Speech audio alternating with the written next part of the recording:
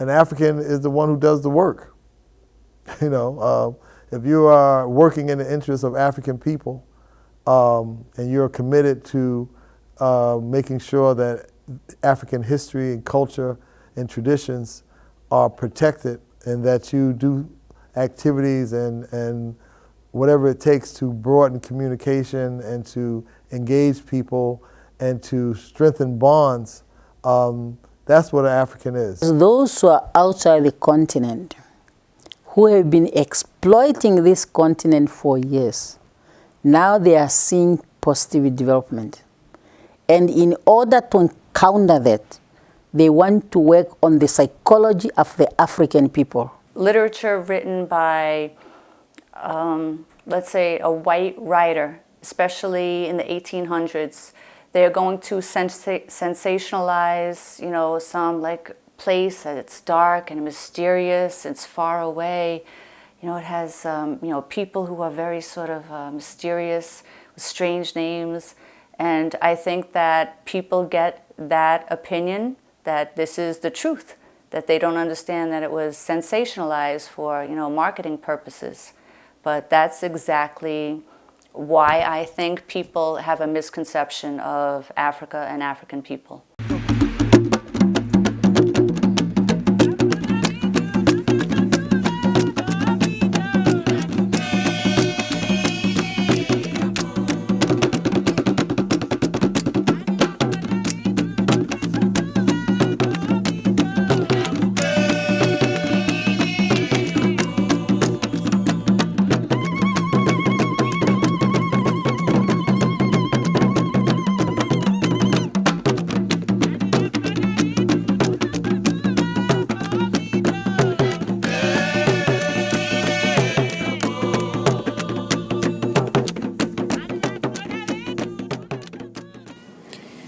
Africa, world's second largest continent next to Asia, covers approximately 1/5 of the total land surface of the Earth.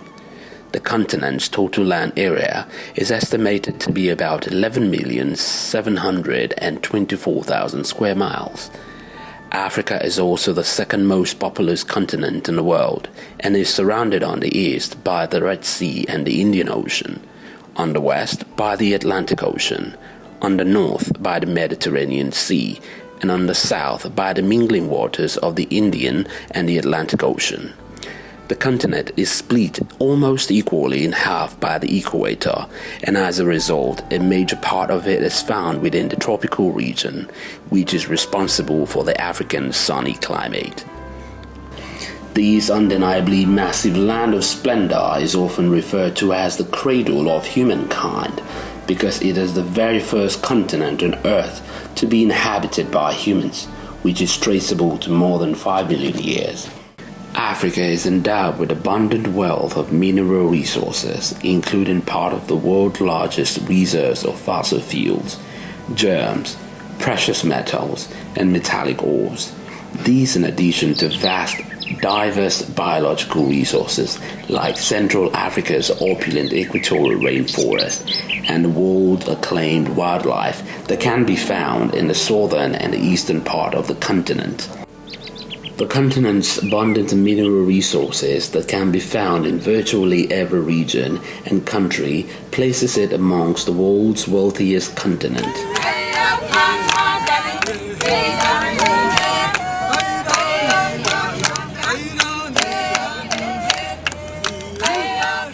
When you now talk about the beauty of the continent itself, take the tremendous amount of resources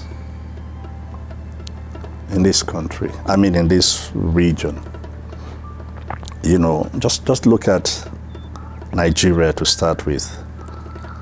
There's virtually no part of this country where you cannot find one sort of mineral or the other, not to talk of the land space that is good for agriculture. Between Guinea, Liberia, Sierra Leone, there's tremendous amount of bauxite that I don't think the world will ever, be able to consume the whole bauxite in that part of the world. Not to talk of Congo. All these things we use, the chips and everything, what they use to make them is from the Congo. The Southern Africa region, it's somehow different, from the rest of Africa. But it is characterized by mainly, certain exports. And this include platinum, diamonds. So, in South Africa, Namibia, Botswana, Zimbabwe. So we have got gold in Southern Africa, uranium in Namibia as well, and there's copper, for instance, in Zambia, zinc in most of these countries. And by the way, diamond is also in Zimbabwe today.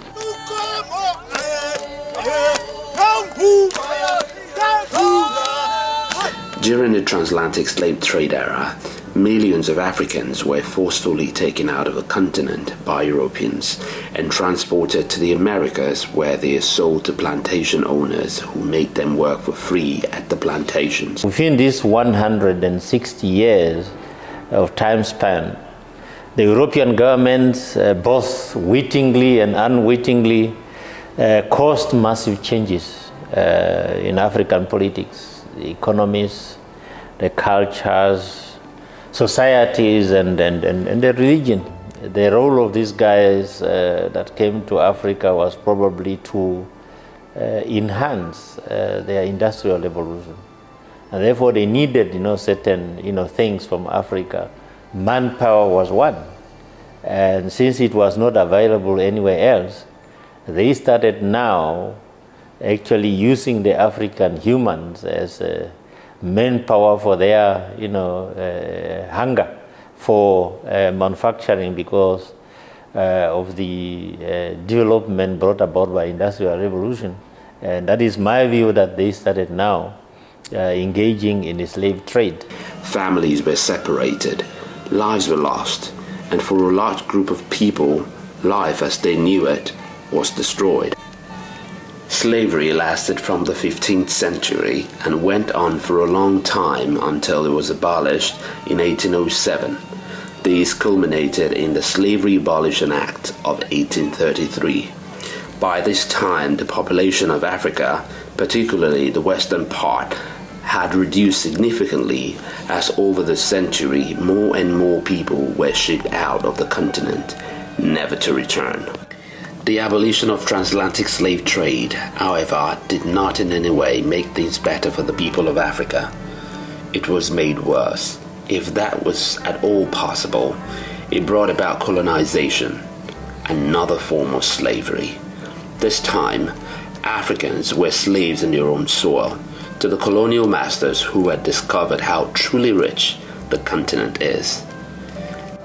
Africa's ample resources is linked to colonization, as it was revealed to be the main attraction for the colonial masters who invaded the continent, contrary to the claim of bringing education, Christianity, and civilization to the people of Africa. Africa was full of its own religions. Our people were worshipping God before Christianity arrived. And I think if you go into the history of West Africa, we all know what happened here. The roots, from the north of the continent up to the Arabic, countries, there were roots, trade routes and religious routes. The University of Timbuktu, So our people were basically introduced to the region before, but Christianity, yes, to a certain, level, but Christianity also was a tool of divide and rule that created, a kind of a split between, tribes and ethnic, division among our people, so that the colonizers could have it easy to contain our people, not to revolt against them, and also not to be organized. In 1884 and 1885, leaders of the European nation gathered in Germany for the Berlin Conference, where they deliberated on the fate of Africa, and between them, they shared the countries in Africa amongst themselves.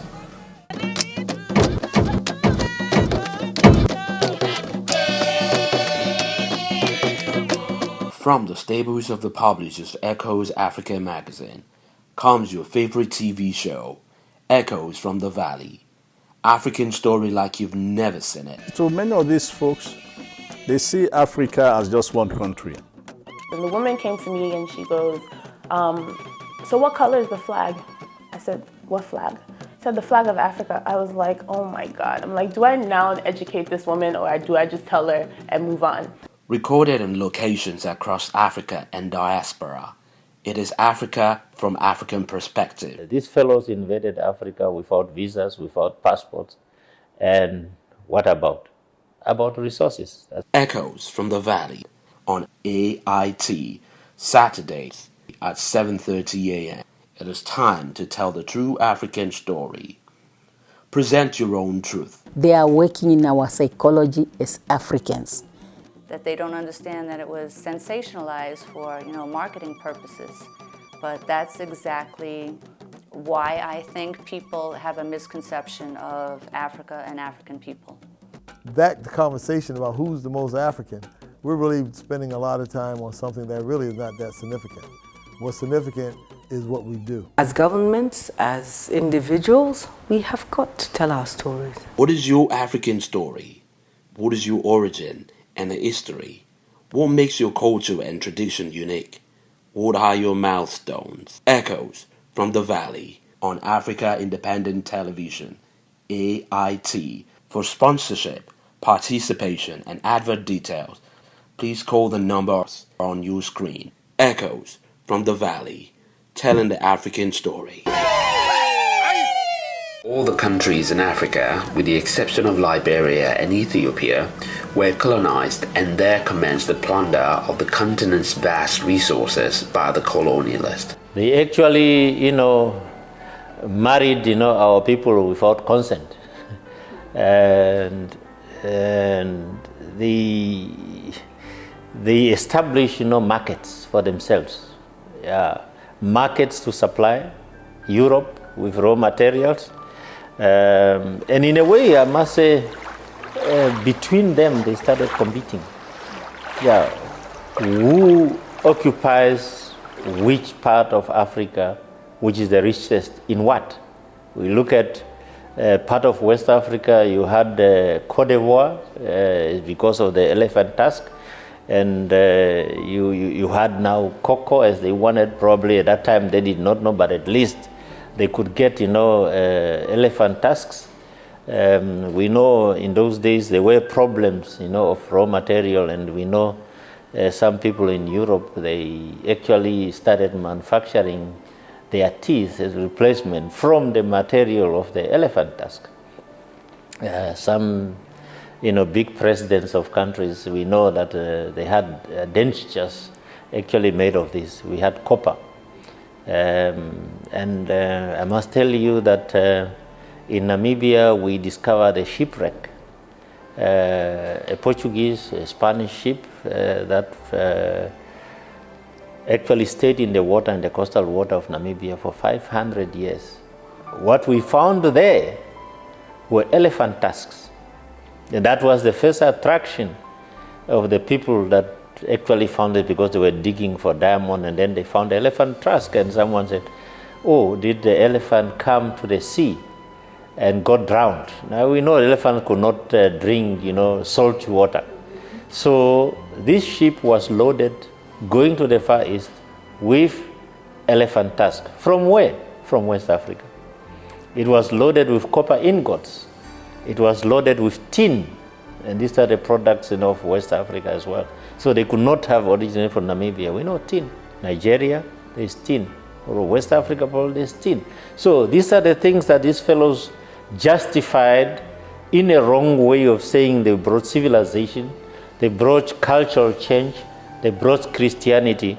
Africans did not stay down for too long, as by the turn of century, they began to resist and fight relentlessly for their freedom.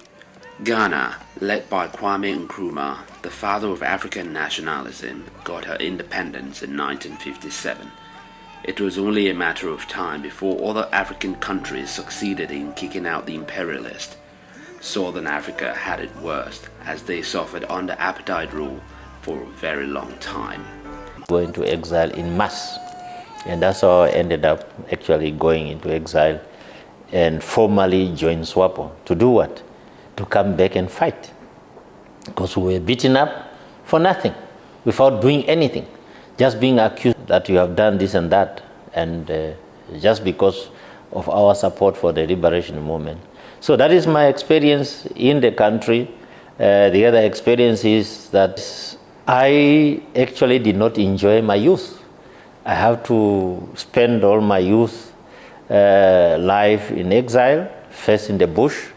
We did our initial military training, and lucky enough, the United Nations sought the assistance of friendly countries, Nigeria being one, and accepted that most of us who were the young ones should not end up just fighting, but should also prepare ourselves to take over the country's administration after independence. Due to my involvement in the political activities, things just become so difficult to continue being in the country.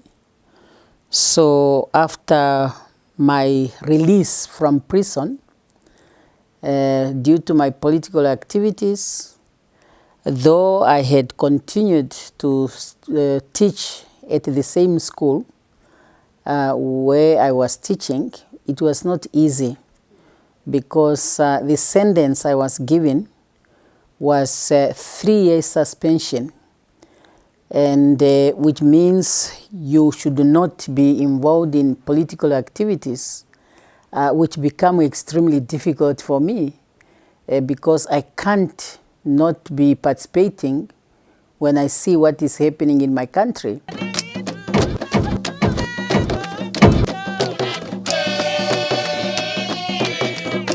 From the stables of the publishers Echoes Africa magazine comes your favorite TV show, Echoes from the Valley. African story like you've never seen it. So many of these folks, they see Africa as just one country. And the woman came to me and she goes, so what color is the flag?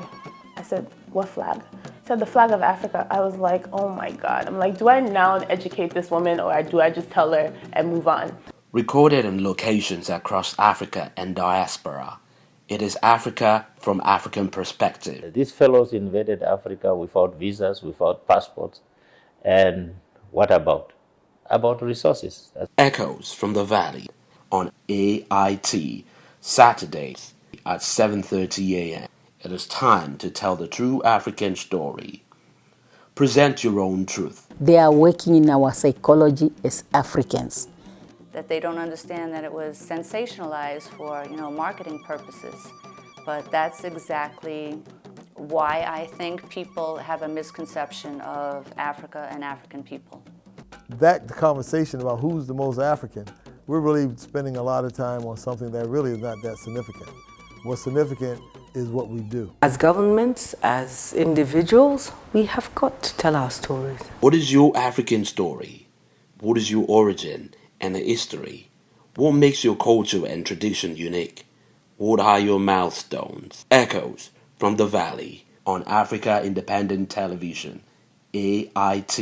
For sponsorship, participation, and advert details, please call the numbers on your screen. Echoes from the Valley, telling the African story.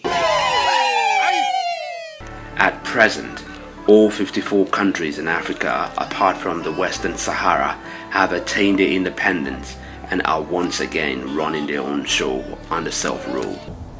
Africa today is doing extremely well.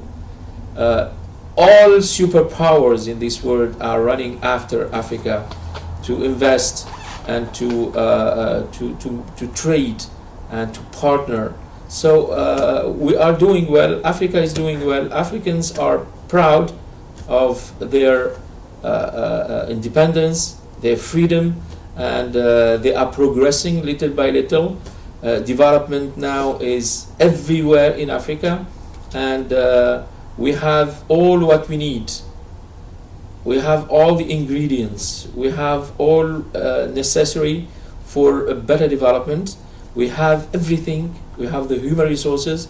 We have the natural resources. We have more and more education, technology, industry, and handicraft, and we do have everything in Africa to prosper and to develop. Considering the sacrifices made in the bid for liberation and the state of the continent at present, was it worth the fight? A few people are of the opinion that Africa was better off under colonial rule. Is this even a statement that should be made in this era of freedoms? This statement is one of the most horrible statements I've ever heard in my life. How can we accept, as Africans, as free Africans, to accept that our countries be colonized by Europeans or others? Africa and African countries should be led and governed by its men and women. In Tunisia, we refuse, we reject any kind of colonialization, and Tunisia is free, independent, and all Tunisians are extremely attached to their independence and freedom, and they rejected colonialism. They fought colonialists, and they gave their lives. Thousands and thousands of Tunisians, men and women, gave their lives in order to free their country from colonialism. How can we now, that we benefit from freedom and from independence, to say that Africa or any African country would be much better under colonialism? I think this is not the spirit of Africa. It is not the spirit of Africans. Africans are very jealous and very committed and engaged in their freedom and liberty. And Africa is doing well now. That Africa, like the rest of the world, has its challenges is uncontestable, and some countries more than the others. However, there are African countries who have risen above the challenges and are getting it right.